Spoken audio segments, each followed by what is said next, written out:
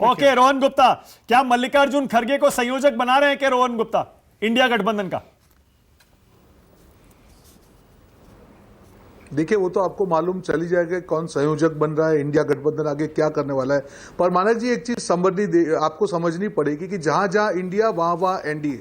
जैसे ही उनको मालूम चलता है कि इंडिया की बैठक इनकी रातों की नींद हराम हो जाती है, उनको मालूम है कि इंडिया से एनडीए नहीं लड़ सकता है, तो मजबूरी में आनंद फानंद में कुछ करना पड़ता है जिसे ध्यान वहां से भटका पाए, पर नहीं कर पाएंगे। अब ये जो बैठक इनकी आई है, पहले भी इन्होंने वही किया, तोड़ जोड़ के कहीं ना कहीं से 38 दल लेके आ गए और एनडीए की बैठक कर दी।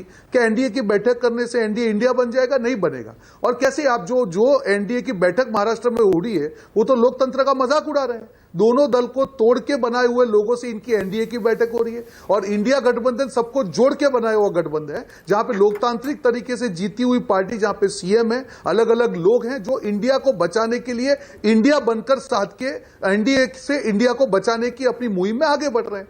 तो ये बौखलाहट है, जाहिर है उनको समझ में आ गया जिस प्रकार से रुझान आ रहे हैं, पूरे देश में एक माहौल बनता जा रहा है और इंडिया से जुड़ रहा है, और जैसे ही इंडिया से जुड़ रहा है, एनडीए में खलबली मची हुई है। तो मुझे लगता है आने वाले दिनों में माननीय जी देश की जो राजनीति है वो बड़े तरीके से बदलेगी। अच्छा, लेकिन रोहन देखिए, आपने कहा ना 2 पार्टियां इन्होंने तोड़ ली। भाई, आप ही के नेता शरद पवार तो कह रहे हैं एनसीपी तो टूटी ही नहीं है।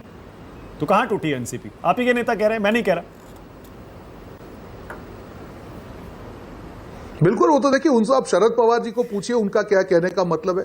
आज भी शरद पवार जी हम बात कर रहे हैं इंडिया गठबंधन के साथ है, उन्होंने विरोध किया है। आने वाले दिनों में मालूम चल जाएगा। तो मुझे लगता है वो तो कह रहे हैं एनसीपी नहीं टूटी, आप कह रहे हैं टूट गई। मैं यहाँ पे इंडिया जिसकी पार्टी टूटी है वो कह रहा है नहीं टूटी, आप कह रहे हैं टूट गई। नहीं, बिल्कुल,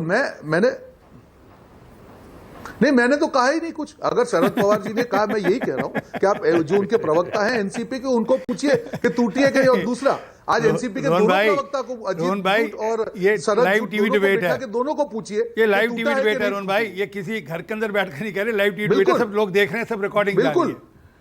और ये शाम को इनकी डिबेट इसलिए मैं बोल रहा हूं सोशल मीडिया पे, यूट्यूब पे बहुत पॉपुलर है, सब घुमा घुमा कर देखेंगे सारी बात। मत बोलिए, एक भी बीच में मत बोलिए। नहीं, बीच में मुझे घुमाने की जरूरत नहीं है, घुमा तो आप देश को रहे हैं, देश के लोकतंत्र को आप घुमा रहे हैं और देश की जनता देख रही है। और शरद पवार जी को आप पूछिए, हमारा मुद्दा, और कांग्रेस पार्टी ने यह भी कहा कि उनको अपना स्टैंड क्लियर करना चाहिए। कांग्रेस पार्टी ने आधिकारिक तरीके से कहा है, जो भी पार्टी इंडिया में जुड़ना चाहती है, जो भी पार्टी इंडिया बनकर एनडीए से लड़ सकती है, उन सबका स्वागत है। आने वाले दिनों में दूध का दूध। आपने देखिए मेरे सवाल का जवाब नहीं दिया, और मैं समझ सकता हूं रोहन, मैं समझ सकता हूं। देखिए, प्रवक्ता की अपनी मजबूरी भी होती है, आपको पता भी होगा तो भी आप नहीं बताएंगे। लेकिन ये जो हम चर्चा कर रहे हैं, सूत्रों से खबर मिल रही है मल्लिकार्जुन खड़गे को चेहरा बनाया जा सकता है, संयोजक। आपको इसका खतरा, इसका रिस्क, मुझे पता है सारा इवैल्यूएशन हुआ होगा। जैसे ही आप मल्लिकार्जुन खड़गे को संयोजक बनाएंगे, चेहरा बनाएंगे, वैसे ही बीजेपी इसको मोदी वर्सेस खड़गे बना देगी। क्या आप उसके लिए तैयार हैं? मानक जी, होने दीजिए। और जो भी इंडिया सोच के करती है, और आज तक जब इंडिया नाम आया तब भी उनको मतलब मालूम ही नहीं चला कि उनके पांव तले जमीन कब सरक गई। तो यही होने वाला है, 2 दिनों में जो होगा आपके सामने होगा, और फिर डिबेट करेंगे तो मजा आएगा। आज जो और तो की राजनीति तो होती नहीं है, ये होगा तो ये होगा, ऐसा 10 परम्यूटेशन कॉम्बिनेशन है। मुझे लगता है कि आज समय सही है। मुख्य मुद्दा क्या है, मैक्रो इशू क्या है कि इंडिया देश को बचाने की अपनी मुहिम में आगे बढ़ रहा है, और भाजपा और एनडीए में। तो फिर ये बता दीजिए, मैंने 5-6 एजेंडा बताए रोहन इस मीटिंग के, कि ये हो सकता है। इसमें सबसे इंपॉर्टेंट तो सीटों का बंटवारा है, बाकी तो आप कुछ भी कर लीजिए, वो सब फॉर्मेलिटी है, खाना पूर्ति है। सीटों के बंटवारे पर बात आगे बढ़ेगी क्या? आम आदमी पार्टी मानेगी, जो असेंबली इलेक्शन लड़ने का दम भर रही है बिहार तक में जाके? धीरे धीरे ये आखिरी,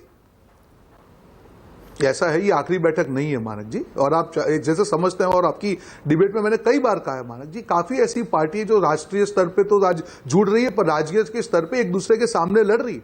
हमके सबके जो भी अभिप्राय है उसका हमको रिस्पेक्ट करना पड़ेगा। दिल्ली में हमको हमारे लोकल यूनिट का भी रिस्पेक्ट करना पड़ेगा। इन सारी चीजों को साथ में लेकर हम लोग एक, जो जब बोलते हैं इंक्लूसिव का मतलब क्या होता है मानक जी? एक लोकतंत्र होता है, सबको अपनी राय रखने का अधिकार है। कॉमन मिनिमम प्रोग्राम के तहत जो भी सबकी आम सहमति बनती जाएगी, हमारा एजेंडा आगे बढ़ता जाएगा। पर एक मुख्य मुद्दा बहुत क्लियर है कि सबने साथ में जुड़ के आगे बढ़ने का जो निर्णय है वो कर लिया। ओके, ऑल राइट, मैं समझ गया। देखिए, थोड़ा इधर, ओके, मैं समझ गया। मैं जैसे मैंने कहा कि आशुतोष, रोहन की मजबूरियां हैं, प्रवक्ता हैं, वो एक पॉइंट के बाद नहीं बता पाएंगे।